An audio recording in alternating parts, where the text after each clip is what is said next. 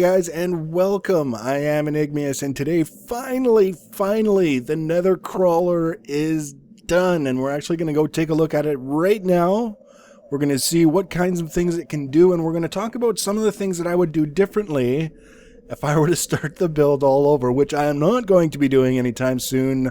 I can see at some point in the future revisiting the whole concept of a vehicle similar to this. I'm just going to hit escape here so that it loads the chunks a bit faster. I can see in the future making another similar vehicle, but for the time being, this is it. This is what we've got, and we're just going to jump over here. Now, I'll just kind of show you here. See that obsidian down there? That's what was made when a ghast shot a fireball at me. And when the fireball missed me, it hit sort of the back end here and blew the frames away where the where they were covering the water, containing the water for the thermopiles. And I also have just over here by the entrance, which doubles as a bomb bay, another gas fireball kind of came in here, and it's basically the whole area survived except for the cable that was taken off right here. So we're just going to replace that very quickly, and then we're going to jump inside. Here we are. I ended up having to add an 8K RAM module to the redstone computer because it only comes with 600 bytes of memory to work with at the very beginning, which is hardly any, and that's fine. I just added the module and I had to sort of reorient the way everything was situated here in order to make it fit with connecting to the frames and all that other stuff. So what we're going to do to start off, actually, is you can see that sort of netherrack mountain, hill, outcropping, whatever you want to call it. We're going to head over that way, and we're going to take a look at how the boring feature works. And when I say boring, I don't mean put you to sleep. I mean being able to push our way through solid obstacles like I was talking about. So the first step is to get closer to it. And we do that with the forward command, which, yes, is going to work just fine. Excellent. It's a little bit laggy. It's a little bit glitchy. It's because the ship is very, very large. And Minecraft wasn't originally designed to have things this size actually moving across the landscape. Now, this very, very simple routine, all it does is it drops all the shields, and then it goes into the loop however many times you said to move, and then raises the shields again. And the reason is because raising the shields comes with sort of like an extra cost of power associated with it. Raising the shields consumes as much power, I think, as having them up for like 10 seconds or something like that. Either or, it's just not really efficient to be raising the shields after each individual move. So that's what that routine helps with. So we're closing in. I say we'll do another 10 blocks forward. Nice and simple. Now I've got routines to go left, right, up, down, back, all that other stuff. Realistically, the movement of a vehicle like this isn't what's exciting about it. It's good if you're not comfortable traveling around in the nether to know that you are basically encapsulated in something that, ghasts won't shoot fireballs at you because they can't see you even if you're behind glass. So I mean, if you were ferrying people around the nether that weren't sort of very comfortable with it, the movement feature could be nice, but it's, we're just goofing around with frames is really what we're doing and trying to get some experience with how they work and how to make the best use of them. So I think we're close enough now. We can use the bore command, which is very similar to the forward command, only it does toggle the front shields, which have the block cutter upgrade after each move. So I don't know if we'll actually get close enough on this particular pass to cut through any blocks. We might. Well, no, because the ores will start exploding. There we go. Got a couple there. And now, of course... Oh, no, we've got another one. You can see... Yeah, you can see it's basically clearing away the netherrack and anything else that it comes across. So we'll do 5 more blocks, and then I want to talk a little bit about some of the things that I would do different, specifically with this feature. Or I can talk about it while we're moving. The thing that I've found, because, like I said, I have been testing it. I have actually got a save that I've reverted back to. Oh, here comes the boom. There we go. It feels better now. I tagged the pig man. I heard him grunt. So I have been messing around. I have been testing this particular feature, and I actually found that if I go straight ahead through here far enough, there's actually a lava spout that appears out of nowhere, and I marooned the crawler in this massive pool of lava. So, I reverted to the save, and like I say, I'm not the least bit guilty for having done so.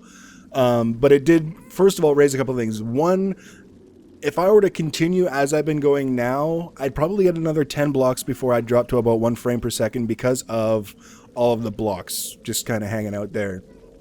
I'm actually going to jump out now and see if I can grab some of them up, because we're going to be making some more blocks in short order, believe me. There we go with the gas. Oh, he got me too, the bugger. That I have to give him credit. That was a good shot. That gas, he's on the ball with that. But you can see all these blocks down here. You can see we've got some ore blocks. We've got a lot of netherrack. We've got gold, iron, all kinds of stuff. And my thought right now is that it's going to make me work to get to any of it. But yeah, I actually, just before I got it marooned in the lava, I was, I'd move like 10 blocks and then I'd have to get out and grab, as many of these blocks as I could, just so that I could get my frame rate back up to the point where I had control over what I was doing. Very slow, not a particularly entertaining or rewarding process to play the game like that. So what I would do in the future, and I actually mentioned this in the previous episode and said that I wasn't going to be doing it with this, is actually use transposers as sort of a vacuum in front of the vehicle, so that as the block breakers or the block cutter force field is generating these blocks on the ground, I've got transposers on the front that are being pulsed and picking them up and sending them to storage somewhere. Not that I necessarily want chest after chest after chest filled with netherrack, but you've seen I got some ores and some other things like that, so it's not a complete waste of time. That's definitely a design feature that I would have in any future iteration of this vehicle. If I'm going to say that it can bore its way through solid obstacles, I need to be able to handle those blocks that it's creating in the process. So that's basically the only thing that I would change with regard to that. And as far as the lava concern, and this is funny because someone, I don't remember if it was on Reddit or one of the forums or a comment section of one of my videos, someone had actually asked what happens if you get lava. You can actually add an upgrade to one of the force field generators that destroys any lava or water blocks within the force field itself. So I can make like a cube force field around the front 2/3 of the vehicle that would destroy any lava or water, whatever, and then shut down that force field, throw a couple of extra ice blocks into the TNT deployers here so that they would be back to normal and the lava would be gone. That would be one option. And again, if I was to redo the whole thing from the beginning, that would be included in the build. So that's about as far forward as we could go. Basically, you've got an example, you've got an idea what this is capable of. I could go straight through, into that and just go all the way through until the lava, surrounded me. So we're actually going to back up here. How far forward did I go? I went 40, 50, so 50 back. Like that. That's the nice thing about it, is that when I've done vehicles in the past, messing around, leading up to this particular build, having to toggle switches and push buttons and stuff to move just kind of ruins the fun of it, because you don't get a chance to look around and get that sort of half-assed experience of moving in a vehicle of your own creation. So you can see here, actually, as we back away, you can see we started to make kind of a nice little uniform rectangular shaped thing where we were cutting through with the block cutter force field. I will be making use of the block cutter force field in the next build, the one that will be starting after this episode, because it's just cool. I actually really like it. It's probably one of the more fun things that I came across in the process of doing this. Now, I hear a ghast, and sometimes as you are moving in a vehicle like this, there's just like a split second where you don't register as being encapsulated by blocks. So guys down there like that guy, might get the idea that they can shoot something at you. But wait till he sees what I have for him. Now, there's a reason why I actually went all the way forward and now I'm backing up. And that's because, again, I've done this test previously and found that the vehicle is likely to sustain a little bit of damage, and I don't want to bore you guys to tears while I go around and fix it. So I'm just kind of, I've shown you the motion, I've shown you the bore feature. True to my word, we can go through solid objects, and now we're going to test the weapons. And I think we're exactly where we need to be to do that. So the first thing we want to test is I need to put some TNT in each of these guys. We will test the TNT launchers. Now, I've shown you how these work in the overworld, and this is more basically to illustrate that, yes, they do in fact work with the routines that I've given them here in the Nether on this vehicle. One thing that I did find out is that these do these do not work well with Nova Cataclysms, because the fuse on the Nova Cataclysm is just too damn short. So what we can do here is one, and the command is salvo. And that will do one from each barrel, basically, simultaneously. You can see it drops the forward shield, brings it back up again, off goes the TNT. Life is good. I mean, very, very simple, but very effective. Useless as a weapon, entirely useless as a weapon. You can't aim it for crap. It's too slow. I mean, you can see the pigmen down there. They're basically like, we're just, we're hanging out, but what are you doing? So, I mean, as a weapon, not really useful. As something fun to dork around with and practice with frames and all these other stuff, cool. It's fun. It's great. So, the other thing that we want to do, I just want to check and make sure. Yes, I have TNT in the deployers. So what I'll do is I'll actually set a delay so that I can get out of here and let you get a vantage point a little bit better than what we've got here to show you how the bays work. And that's, we'll do a 15-second delay and then one carpet. And carpet is like carpet bombing. So we got 15 seconds. Get out of here. That gas is going to be puking all over me, but that's okay. So when the 15 seconds is up, the shields will drop. That big man up there is going to go for a fall. And then we should start seeing, the TNT blocks start coming out. So, I mean, in terms of, carpet bombing, I think it sort of lives up to what I announced it would be. It is TNT, which means it's not going to be super devastating in terms of the area of effect or anything like that. This guy is kind of a jerk. But, I mean, that's just basically a demonstration of the firing system. If we were to, for example, fly up here, get out of this ghast's way, I do have a command. Do unload. And this pulses the filters connected to each of the deployers, and we should be able to see, you can see the TNT is heading back to the ass end of the vehicle into the chest here. This is the ammunition chest. We've got some Nova Cataclysms here, a lot of TNT. We're going to put this TNT in there, and also we have some of these. And I mean, it wouldn't be a test of the Nether Crawler without some nukes. We're going to put those there for now. We're actually going to test the Nova Cataclysms, and this is probably where we're going to sustain a little bit of damage to the vehicle just because of the way the Cataclysms work. So what we need to do is see if I can remember the command. That's the command, and that will pulse the item sorting machine that will tag them. You can see back behind the frames and tubes and all that other stuff that they're actually tagged with the colors and being sent to each of the deployers. So now we can do the same thing that we did with TNT, 300 ticks, one carpet. And now we run out through the bomb bay before we get puked on by a ghast. And it should be the same thing. After the 15-second delay, the shields will come down, the cataclysms will come down, the pigmen will come down, and hopefully we won't sustain too much damage. Oh, I can already see. Yeah, we've got some damage to the water. We've got some holes in the bottom of the hull. It's just because they have such a short fuse. And the crazy thing is, if you look at the damage that it's done. I see diamonds. The one thing that will make me ignore lava and pigmen alike is diamonds. Oh my goodness, look at all those. All diamonds, all for me.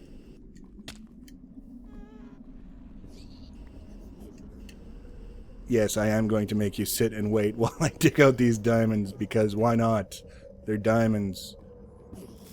The pigmen do not approve. Oh my goodness, that was exploding diamonds to the face. Look at all those guys. That's just crazy. Alright. I think the lava is trying to tell me something.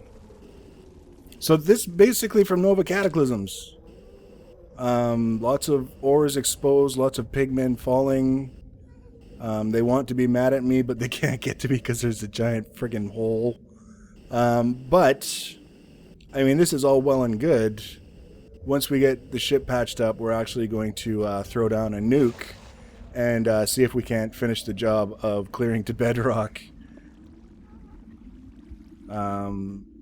I knew that this was going to happen because in previous tests, this is exactly what happened. Was, oh my goodness, I'm full of netherrack. How many diamonds? 19 diamonds. Wow. Anyways, yeah, so I knew this was going to happen because I've done previous tests with the Cataclysms, and it always does minor damage to the hull. The main thing is, if it may like dislodge a frame that's important to have to connect to other things so that the vessel will move, and if that's the case, tracking down that frame is a serious pain in the ass, and I don't want to put you guys through that. So we've done the movement test. You can already see there's one spot that I didn't reach there, and now we're going to do the weapons tests, and then that'll be it for the Nether Crawler. We're just going to leave it parked here for eternity, or at least, you know, until we get the urgings to take another look at a vehicle for the Nether, and I just about ran right off the edge there. So I think that's good enough for now. As long as I've got the control systems functioning, I don't really care about the rest right now. Yeah, you can see all the holes. We'll just make sure all the wires. See, like this wire is, if we were wanting to do another barrage with the deployers, we'd have to go around and fix all the wiring, but with the nuke, we only need one of the deployers to actually be functional. But I do want those wires, believe me. I go through so many frames and so many wires with all my different projects that leaving them behind is just not really an option. Just gonna put all these guys in here.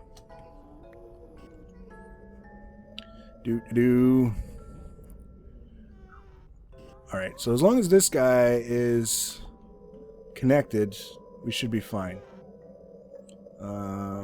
Yes, he's connected. Yes, those are connected. That should be it. So, all we need to do, we'll take this out. Oh, we're loaded again.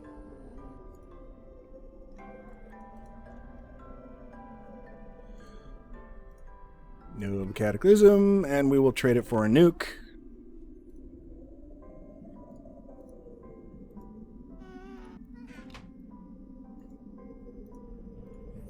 And then we run to the front. Jeez. All kinds of little holes all over the damn place. Okay, then we type one nuke, and then we run like hell. And we'll just get out and stand on the shield. There we go. There's the nuke flashing down there. Way down at the bottom of our hole. Look at the water down there making the obsidian. Oh, there goes the nuke. Down to the bedrock. And here we are, safely protected from the explosion. I don't even know if it would have reached this high, but the force field would have stopped it. So the spire is untouched because we had a deep enough hole to start in for the explosion, and we are most definitely down to the bedrock. Oh, See? They're mad. They're still mad. So let's fly down there. Why the hell not? I've got enough fuel in the jetpack. We'll go take a look at our carnage and destruction all the way down to the bedrock. So I'm kind of curious as to... Oh, diamond. I'm curious as to how this will fill up once the lava has had a chance to do its thing for a little while. But for now, I think the Nether Crawler is mostly a success. Obviously, it's got some shortcomings, and this is why we do like prototypes and all that other stuff, is so that we can sort of see how it works, what we didn't think of, what we did think of that does work, what we thought of that didn't actually work the way we thought it would. And there were a few things like that. Obviously, the ability to go through solid objects works, but we need to advance that whole concept because of the lag created by the blocks. I would have to write different routines for Nova Cataclysms for the carpet bombing sort of routine, so that we take into account the reduced fuse time. What else? So we'd have the vacuum, we'd have different routines for the Nova Cataclysm. And we would have a way to counter if we did get lava, for example, surrounding the vessel. We would have the underwater upgrade for a force field generator to clear that lava away quickly and easily without having to go and try and squash it with blocks and all that other crap. So the Nether Crawler, we're going to leave it parked exactly where it is. At some point in the future, like I say, we may come back to it, take a look, and see what we might be able to do with it. Probably start over from scratch, just basically gut it and collect all the materials and put it towards another vehicle of some sort. We've still got the hangar there. We've definitely got that as an opportunity, but the next episode, we're going to be back in the overworld. We're going to be starting on a new huge build. We're going to be taking, again, snowballing everything that we've learned and applying it to the next step. So I'll be going into detail on exactly what I have planned for that in the next episode. Hope you enjoyed it. Let me know what you think about the Nether Crawler. Let me know what you think about the series. If you want to see the next video and be notified that it's up whenever I add it, all you need to do is subscribe to my channel. So thanks for watching, guys, and take care.